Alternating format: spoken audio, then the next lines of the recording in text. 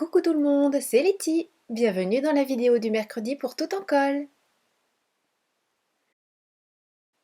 Aujourd'hui, on va habiller une boîte quelconque, vraiment le type de boîte qu'on peut garder très facilement. Et la première étape, ça va être de créer des petites décos avec le modeling material et puis des petits moules souples. Alors, on ne peut pas faire ça dans n'importe quel moule. Enfin, on pourrait mouler le matériel dans n'importe quel moule, c'est le démoulage qui serait pas évident. Alors que là, avec le fait que les moules soient souples, vous allez voir que c'est ultra facile. Et pourtant, vous apercevez quand même les petits motifs et vous voyez que c'est super intriqué, c'est tout petit petit. C'est vraiment pas évident normalement.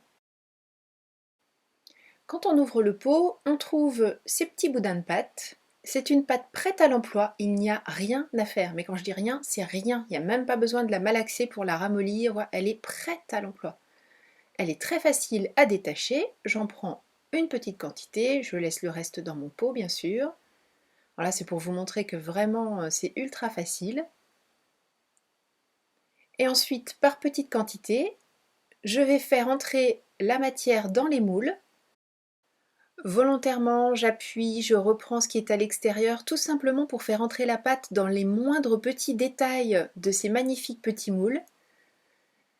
Et une fois que j'ai suffisamment de pâte et que je suis sûre que la matière a vraiment été dans les plus petits interstices, eh bien je prends avec le pouce la pâte et je l'emmène vers l'extérieur pour que la forme prenne exactement la place qu'elle doit avoir pour que ma petite déco soit parfaite.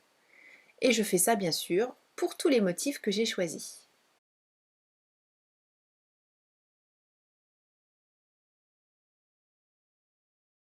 Alors bien sûr, l'intérêt ce serait de remplir absolument tous les motifs pour les avoir d'avance. En l'occurrence, je ne vais en faire que quelques-uns, ceux que je pense utiliser pour la réalisation que l'on va faire par la suite dans la vidéo. Et bien sûr, tout ce que j'avais en trop, enfin tout ce que je n'ai pas utilisé, ça ne va pas à la poubelle. Ça regagne le petit pain, le petit pot, on ferme le couvercle et ça va attendre la prochaine fois. J'ai choisi de démouler tout de suite.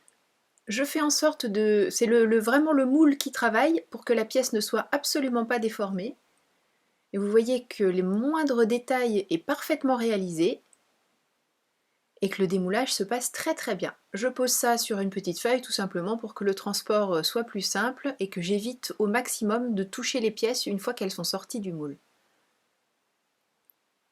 Donc il suffit vraiment je vous dis, de faire travailler le moule, la pièce le moins possible. Là j'ai choisi moi de les laisser à plat, mais bien sûr vous pouvez les faire sécher sur une surface ronde si vous savez déjà ce que vous allez décorer, par exemple une boîte de conserve, une bouteille, enfin peu importe. Vous pouvez les mettre à sécher sur cette forme, de cette manière elles prendront l'arrondi parfait qui vous permettra ensuite de les coller sans aucune difficulté sur ce que vous avez choisi.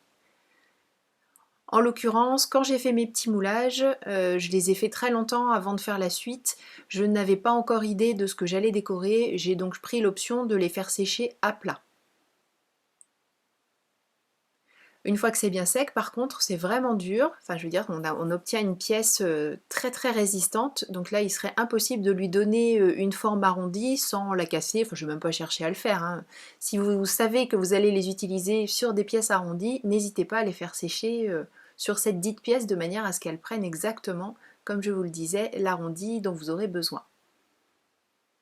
Donc vous voyez, même pour des choses ultra fines comme ça, là, avec les petites fleurs de lys dans les angles, voilà, c'est vraiment super précis. En prenant soin de bien bien mouler comme je vous l'ai montré et de démouler tout de suite en tordant le moule et pas vos petites pièces, vous aurez des choses absolument parfaites.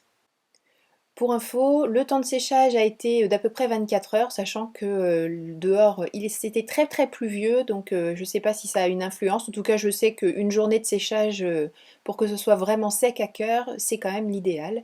Et je les ai fait sécher d'abord la face décorée sur le dessus, et puis je les ai retournés, parce que comme c'était sur un petit plastique, j'avais peur que le séchage ne soit pas très régulier, donc j'ai préféré les retourner, mais je ne pense pas que ce soit complètement indispensable.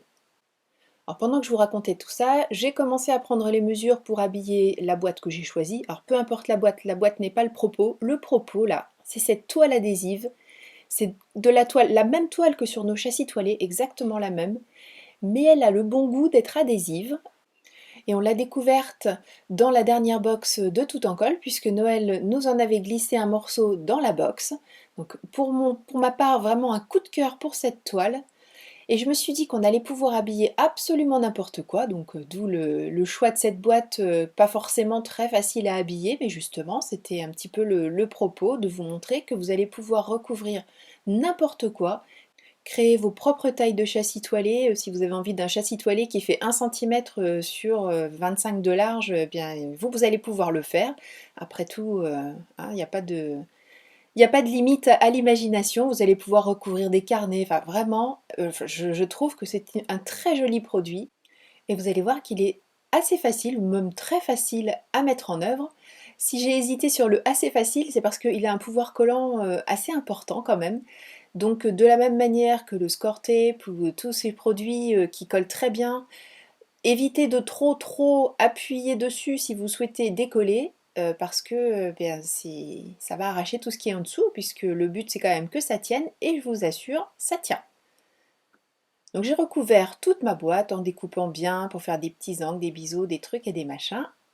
Et une fois que ma boîte est complètement recouverte, on passe à la déco. Alors juste petite précision avant de passer à la déco, vous voyez que ça se coupe très bien avec mes petits ciseaux et ça passe très bien aussi dans le massicot. Donc là, on retrouve les petites formes une fois qu'elles sont bien sèches. Alors c'est tout dur, hein, c'est comme si ça avait cuit alors que ça n'a fait que attendre à l'air libre. Donc très facile à utiliser, pas besoin de matériel particulier, vraiment un très beau produit aussi, ça a une jolie découverte. Donc là j'ai utilisé des moules, mais vous pouvez aussi la travailler au doigt, hein. Vous pouvez faire exactement ce que vous voulez, ça fera exactement la même chose. Ça fait beaucoup d'exactement, mais bon, vous m'avez comprise. Pour la mise en couleur de la boîte, puisque c'est une toile, eh bien je le fais exactement comme si j'avais utilisé un châssis toilé.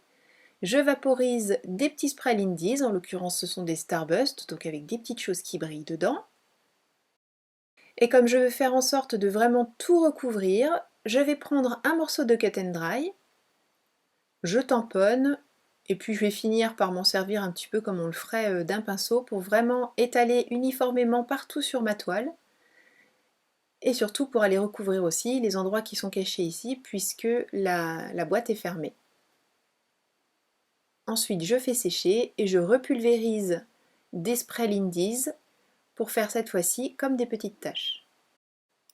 Pendant que la boîte sèche, je vais m'occuper des petites décos. Je reprends le même morceau de Cut and Dry, je n'ai absolument rien rajouté dessus et je frotte pour utiliser ce qu'il reste de spray Lindy's dessus. Je me dis que finalement j'ai envie de plus de contraste, alors je prends de la peinture noire et j'enduis complètement les pièces en faisant en sorte de bien rentrer dans chacun des interstices avec cette peinture noire. Alors là on perd complètement la lecture de toutes les petites nuances, tous les petits motifs si minutieux qui sont sur ces pièces, mais justement c'est le but, puisqu'ensuite on va les faire ressortir en utilisant des petites choses juste sur les arêtes, enfin sur tout ce qui est en relief, pour pouvoir les mettre en valeur et puis créer un effet de profondeur entre le noir qui sera dans les creux et les effets de relief avec l'autre couleur sur le dessus de la pièce. Une fois que c'est sec, je me mets dans ma boîte à patouille et je vaporise toujours des sprays Lindy's Starburst, mais cette fois-ci dans des coloris bleus. Je laisse sécher. Et là vous pouvez voir donc qu'on a commencé à retrouver une partie du relief, mais je vais encore l'accentuer en utilisant de l'embellishment mousse. Et là on voit tout de suite que par contraste entre le coloris clair sur le dessus qui fait ressortir toutes les arêtes et puis le coloris sombre du dessous, on obtient une pièce vraiment très détaillée, très jolie. Je suis contente du résultat. Comme la première couche d'encre Lindy's est sèche sur ma boîte, j'applique maintenant une deuxième couleur. J'ai choisi du bleu, donc j'ai essayé de le poser avec la pipette et puis finalement je me dis que la vaporiser c'est ce qu'il y aura de mieux. Je fais bien sûr tous les côtés et je laisse sécher. Une fois que c'est sec, à l'aide d'un pochoir et de Glamour Gel de chez Stamperia et à nouveau ma Cut and Dry, la même que tout à l'heure, je vais faire quelques motifs de ce pochoir. pas tout, pas trop épais en fait, je voulais quelque chose d'assez discret. Je pose la pâte directement sur la cut and dry tout simplement parce que mon morceau de mousse est un petit peu trop grand pour entrer dans le pot. Et je passe au travers du pochoir, d'abord en tapotant et puis finalement en faisant un petit mouvement d'éponge.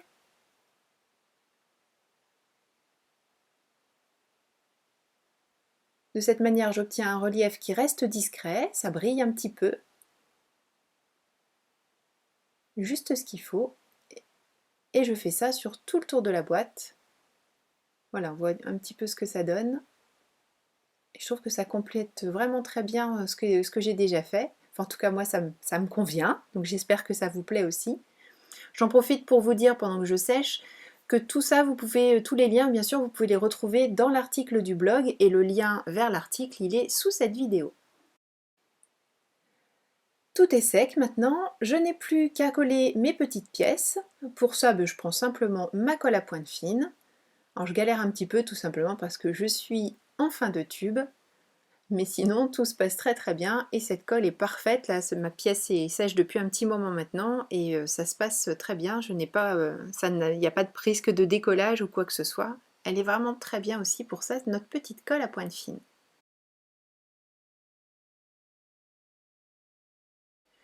J'ai envie de souligner les arêtes de la boîte.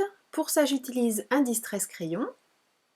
Et ça va me permettre aussi de masquer un petit peu éventuellement les petits morceaux de toile que j'ai rajoutés pour vraiment finir ma boîte correctement. Je passe le distress crayon directement sur l'arête et ensuite à l'aide d'une petite lingette, alors qui a commencé un petit peu à sécher parce qu'il ne faut pas que ce soit trop imprégné non plus, sinon on efface tout ou on étale trop, c'est quand même dommage. En tout cas, je travaille le distress crayon pour faire en sorte de le fondre un petit peu et faire cette petite ombre sur tout le tour qui va faire ressortir toutes les arêtes de ma boîte et terminer un petit peu ce côté vintage que j'ai voulu donner à cette création.